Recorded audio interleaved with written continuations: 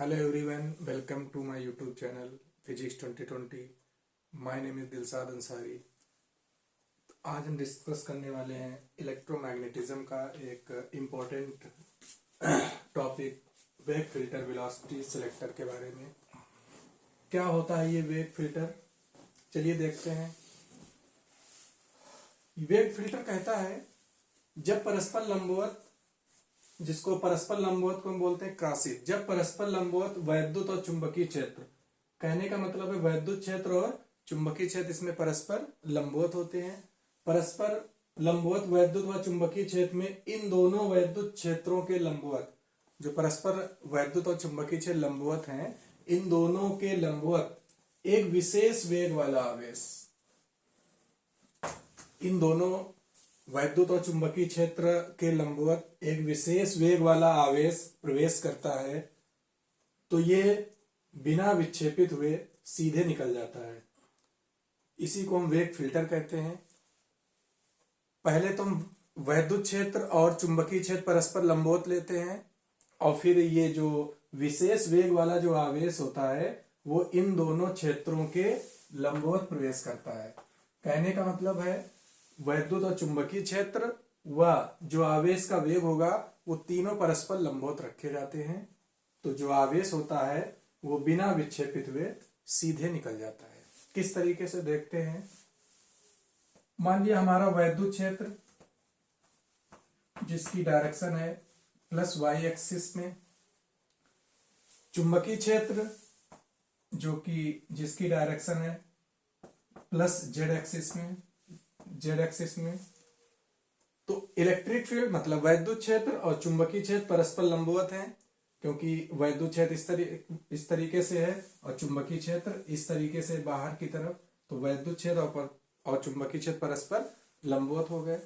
अब कहता है कि एक विशेष वेग वाला जो आवेश है इन दोनों क्षेत्रों के लंबवत प्रवेश करता है, तो ये वैद्युत क्षेत्र हमारा वाई अक्ष पर हो गया, चुंबकीय क्षेत्र हो गया जेड अक्ष पर। तो अब हमारा कौन सा अक्ष बचा, एक्स अक्ष। तो अगर कोई विशेष वेग वाला, मान लिया कोई प्लस की आवेश है जो कि v वेग से इस प्लस एक्स एक्सिस के डायरेक्शन में गतिमान है, तो हम यहां से हमें ये क्लियर होता है कि वैद्युत क्षेत्र, चुंबकीय क्षेत्र और आवेश का जो वेग है तीनों परस्पर कैसे हैं, लंबवत। क्योंकि वैद्युत क्षेत्र हमारा प्लस वाई एक्सिस पे है, चुंबकीय क्षेत्र हमारा प्लस जेड एक्सिस पर है और आवेश का जो वेग है वो प्लस एक्स एक्सिस पर है, तो तीनों परस्पर आपस में लंबवत है। तो हमें ये देखना है कि किस वेग वाला जो आवेश है वो बिना विक्षेपित हुए का मतलब है उस पर कोई बल नहीं लगता है और वो सीधे निकलता हुआ चला जाता है। तो कितना वेग इसका होना चाहिए, इस आवेश का वेग कितना होना चाहिए कि ये आवेश इस वैद्युत और चुंबकीय क्षेत्र में बिना विक्षेपित हुए सीधे निकल जाए। कोई आवेश तभी अपनी दिशा से विक्षेपित होता है जब उस पर कोई नेट बल लगता है। अगर किसी स्पेशल कंडीशन में अगर उस आवेश पर नेट बल 0 हो जाए, नेट बल एफ नेट, अगर उस आवेश पर नेट बल 0 हो जाए तो आवेश बिना विक्षेपित हुए सीधे निकल जाएगा। तो अगर इस प्लस की आवेश पर वैद्युत क्षेत्र भी बल लगाएगा, चुंबकीय क्षेत्र भी बल लगाएगा, लेकिन अगर इन दोनों का नेट बल 0 हो जाए इस आवेश पर तो ये आवेश बिना विक्षेपित हुए सीधे निकल जाएगा। तो हमें देखना है आखिर इस आवेश का वेग कितना होना चाहिए कि ये बिना विक्षेपित हुए सीधे निकल जाए। चलिए देखते हैं। हमारा वैद्युत क्षेत्र किस डायरेक्शन में है, प्लस वाई एक्सिस पर, तो इलेक्ट्रिक फील्ड हमारी जो है E vector equal to E J cap, परिमाण डायरेक्शन प्लस वाई एक्सिस में जे कैप होता है, तो इलेक्ट्रिक फील्ड हमारी है ई जे कैप। चुंबकीय क्षेत्र हमारा किस तरफ है, प्लस जेड एक्सिस पर, तो चुंबकीय क्षेत्र बी वेक्टर इक्वल टू होगा बी के कैप बाहर की ओर। अगर हम आपसे पूछे प्लस क्यू आवेश का जो वेग है, अगर इसको हम वेक्टर फॉर्म में लिखना चाहें तो v वेक्टर इक्वल टू होगा v आई कैप। आई कैप। अब हम ये देखेंगे कि जब ये आवेश जैसे ही इन वैद्युत और चुंबकीय क्षेत्र में एंट्री करेगा, इस आवेश पर एक वैद्युत बल भी लगेगा, क्योंकि जब कोई आवेश वैद्युत क्षेत्र में होता है तो उस पर बल लगता है, जिसकी वैल्यू होती है F=E⁴। ये वैद्युत बल होता है। और जब ये आवेश यहां प्रवेश करेगा तो इस चुंबकीय क्षेत्र का भी एक बल होगा, जिसको हम लॉरेंज बल कहते हैं। लॉरेंज बल को हम वेक्टर फॉर्म में लिखते हैं F=Q≡V⁴ तो एक बल हमारा वैद्युत बल हो जाएगा। अगर हम इसको वेक्टर फॉर्म में लिखें तो F≡E⁴Q, और अगर लॉरेंज बल को वेक्टर फॉर्म में लिखें तो F≡Q≡V⁴ तो सबसे पहले हम निकाल लेते हैं कि इस वैद्युत क्षेत्र के कारण इस आवेश पर कितना बल लगा। तो इसको बोलेंगे वैद्युत बल। तो आवेश पर वैद्युत बल F≡E, इलेक्ट्रिक फोर्स, वैद्युत बल होता है E≡Q। तो E वेक्टर की वैल्यू हमने क्या ली है, E≡Q। एकांक सदिश को अलग कर देंगे तो F≡E≡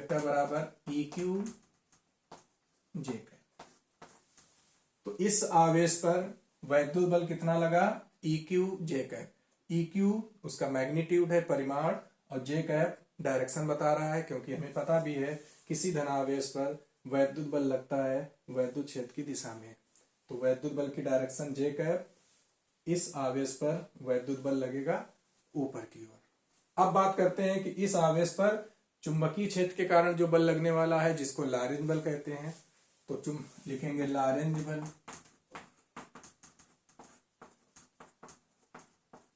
लॉरेंज बल का वेक्टर फॉर्म होता है F≡Q≡V⁴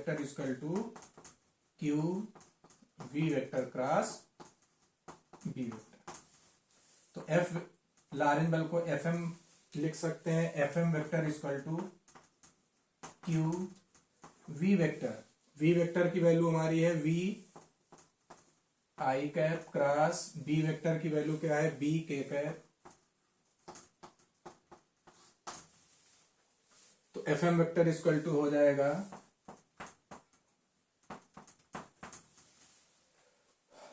जो वैल्यू है परिमाण उनको बाहर कर लेंगे, QVB बाहर निकल आएगा, QVB अंदर हमारा बचा I क्रॉस K। अब I क्रॉस K कितना होता है, आपको मालूम है सर्किल में I J K।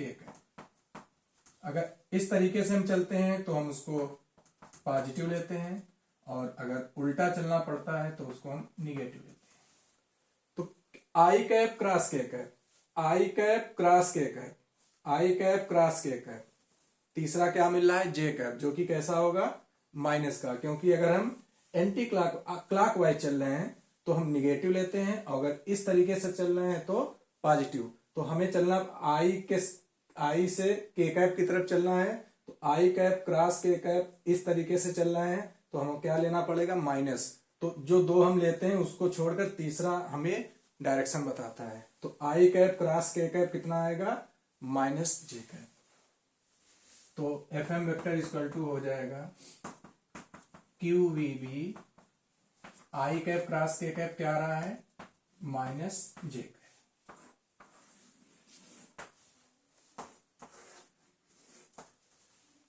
तो इस आवेश पर दो बल लगे थे, वैद्युत बल जिसकी वैल्यू हमको पता हो गई, और चुंबकीय बल जिसको लॉरेंज बल कहते हैं जिसकी वैल्यू हमें पता हो गई। अभी हमने कहा था कि अगर किसी कंडीशन में अगर आवेश पर नेट बल 0 हो जाए, नेट बल 0 होने से क्या होगा, आवेश बिना विक्षेपित हुए सीधे निकल जाएगा, क्योंकि अगर नेट बल 0 नहीं है तो आवेश एक फोर्स महसूस करेगा और फोर्स की डायरेक्शन में विक्षेपित हो जाएगा। जबकि अगर किसी ऐसी कंडीशन में नेट फोर्स 0 हो जाए तो आवेश बिना विक्षेपित हुए सीधे निकल जाता है। तो हम देख लेते हैं आवेश पर नेट बल।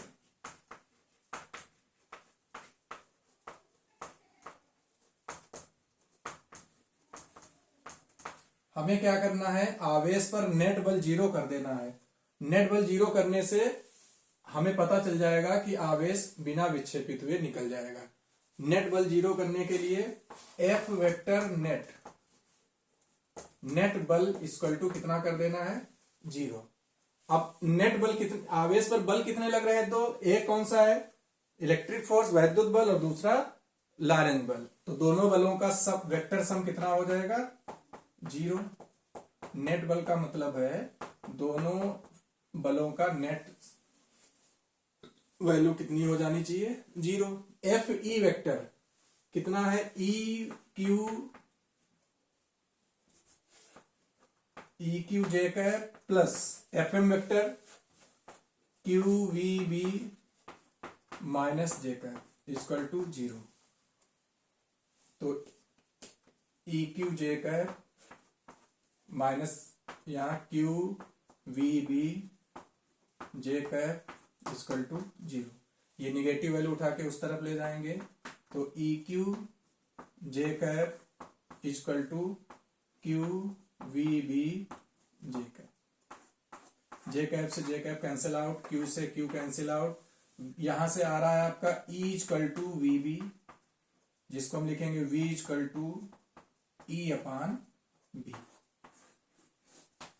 हमने भी क्या बात की थी, हमने एक वर्ड को अंडरलाइन किया था, विशेष वेग। कहने का मतलब है हमने नेट बल 0 किया, नेट बल 0 करने पर रिलेशन क्या आ गया, v equal to E upon B.